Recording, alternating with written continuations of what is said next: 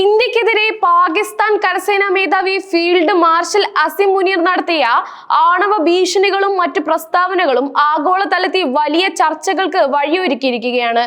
വാഷിംഗ്ടണിലെ ഒരു സ്വകാര്യ ചടങ്ങിൽ വെച്ച് ഞങ്ങൾ ഒരു ആണവ രാഷ്ട്രമാണ്, ഞങ്ങൾ മുങ്ങിത്താഴുകയാണെന്ന് തോന്നിയാൽ ലോകത്തിന്റെ പകുതിയും ഞങ്ങൾ കൂടെ കൊണ്ടുപോകും എന്ന് അദ്ദേഹം നടത്തിയ പ്രസ്താവന ലോക സുരക്ഷയ്ക്ക് തന്നെ ഭീഷണി ഉയർത്തിയ ഒന്നാണ്.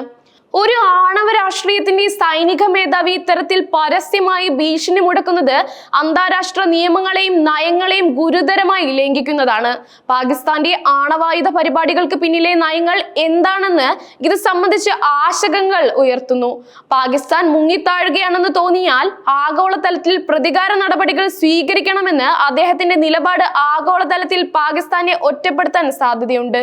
സിന്ധു നദീ ജലകരാറുമായി ബന്ധപ്പെട്ടും അസിം മുനീർ കടുത്ത നിലപാടുകൾ പ്രകടിപ്പിച്ചു. സിന്ധു നദി ഇന്ത്യയുടെ സ്വകാര്യ സ്വത്തല്ലെന്നും ഇന്ത്യ അണക്കെട്ട് നിർമ്മിച്ചാൽ അത് 10 മിസൈലുകൾ ഉപയോഗിച്ച് തകർക്കുമെന്നും അദ്ദേഹം ഭീഷണിപ്പെടുത്തി. ഓപ്പറേഷൻ സിന്ദൂറിന് പിന്നാലെ ഇന്ത്യ പാകിസ്ഥാനിലേക്കുള്ള നീരൊഴുക്ക് തടഞ്ഞുകൊണ്ടും സിന്ധു നദീ ജലകരാറിൽ നിന്ന് പിന്മാറിയിരുന്നു.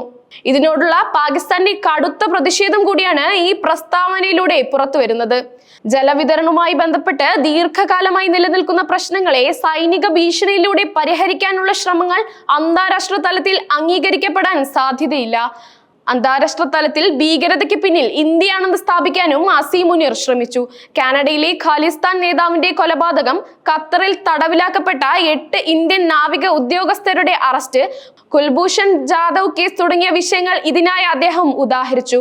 പാകിസ്ഥാൻ നേരിടുന്ന പല പ്രശ്നങ്ങൾക്കും കാരണം ഇന്ത്യയാണെന്ന് വരുത്തി തീർക്കാനുള്ള പാകിസ്ഥാന്റെ ശ്രമങ്ങളുടെ ഭാഗമായാണ് ഈ നീക്കങ്ങൾ വിലയിരുത്തപ്പെടുന്നത്. അന്താരാഷ്ട്ര സമൂഹത്തിൽ ഇന്ത്യയുടെ പ്രതിച്ഛായ തകർക്കാനാണ് പാകിസ്ഥാൻ ലക്ഷ്യമിടുന്നത്.